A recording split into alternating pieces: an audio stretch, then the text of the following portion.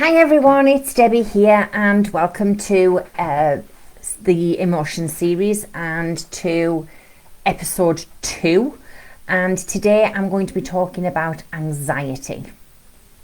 So anxiety is an emotion characterized by feelings of tension, worried thoughts and physical changes like increased blood pressure. A feeling of worry, nervousness or unease about something with an uncertain outcome.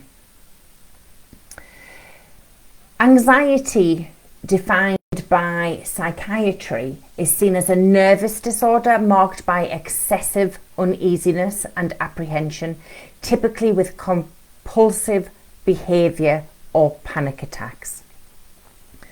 Anxiety refers to the anticipation of a future concern and is more associated with muscle tension and avoidance behaviour.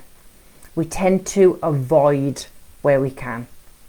Fear is an emotional response to an immediate threat and is more associated with the fight or flight reaction like we talked about last week, either staying to fight or leaving to escape. And anxiety is an offshoot of fear, and anxiety can affect our physiology.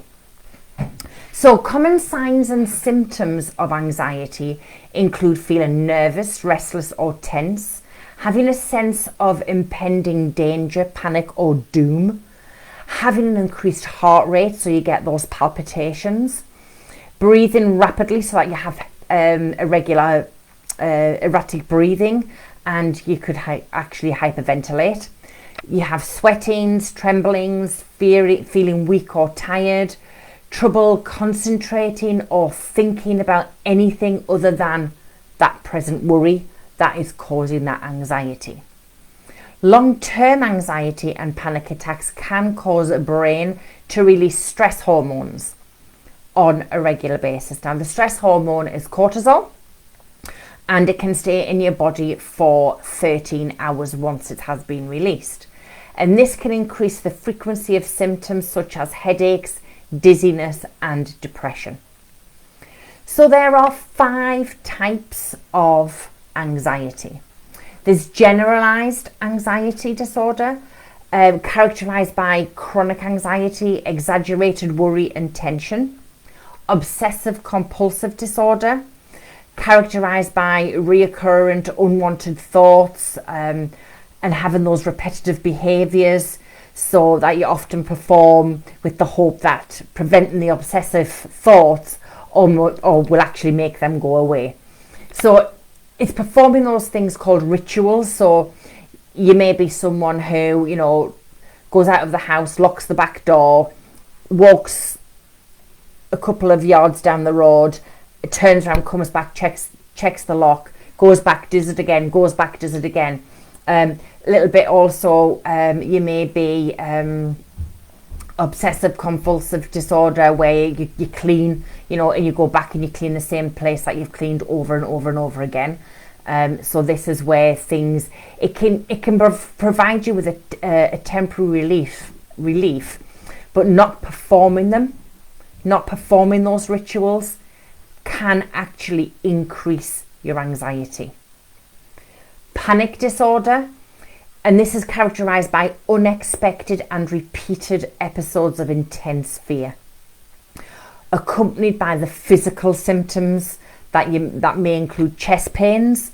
When you get a panic attack, you get really tightening of the chest, the heart palpitations, shortness of breath, dizziness, and you can actually have abdominal distress as well. Then you've got post-traumatic stress disorder, and this is an anxiety disorder that can develop after exposure to a terrifying event or an ordeal which gives grave physical harm has occurred and where you're threatened. Then you have social phobia, or better known as social anxiety disorder. And this is characterized by the overwhelming anxiety and excessive self-consciousness in everyday social situations. Social phobia can be limited to only one type of situation, such as fear or speaking in a formal or informal situation, or eating or drinking in front of others. Or it can be more in a more severe form where you may actually not want to step foot out of the house because being around people, being out in public, can be quite distressing. And all that information about the anxiety disorders came from the National Institute of Mental Health. Now, what I'm going to share with you is some ways to help you to deal with your anxiety. So one of the things is to stay in your time zone. And what I mean by that is anxiety is actually a future orientated state of mind. So instead of worrying about what's going to happen, it's better to really kind of reel yourself back into your present moment that you're in. And ask yourself, what's happening right now? Am I safe right now? Is there something I need to do right now?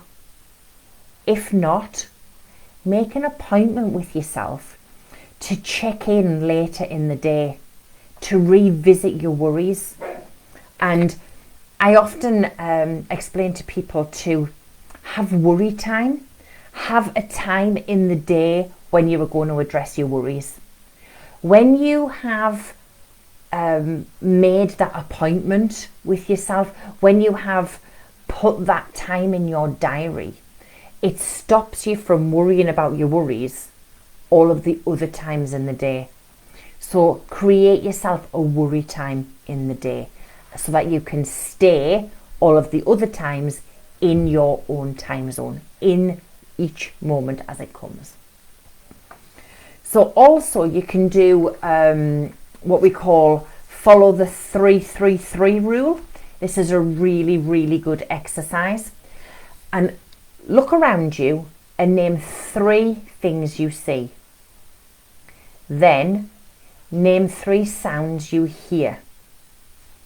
Finally, move 3 parts of your body. Your ankle, your fingers, your arm. Whenever you feel your brain going 100 miles an hour, this mental trick can help you center your mind, bringing you back to that present moment. So you just stop whatever you're doing and do the 3-3-3 rule. Name 3 things, name 3 sounds that you can hear, and then move 3 parts of your body. Stand up straight. When we are anxious, we protect our upper body, where our heart and lungs are located, so we tend to hunch over when we are anxious.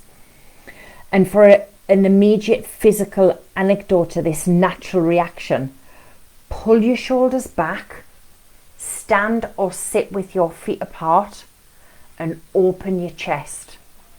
This helps your body start to sense that it's back in control. Because when you hunch yourself, you're going into protection mode and you are giving control to your anxiety. Where if you come out of it and stand straight and tall, you're putting yourself back into control. The last one I'm going to share with you is something that I shared last week, but I'm going to do it slightly differently, and I'm not going to do laughter therapy, but I'm going to stress how important it is to watch a funny video.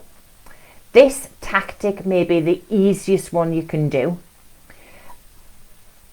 Queue up clips of your favourite comedian or funny TV show, because laughter is a good prescription for the anxious mind.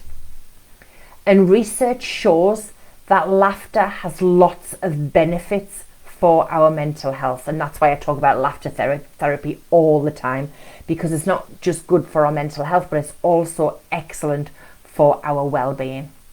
And actually, there's been a study found that humour could help lower anxiety as much as or even more than exercise can.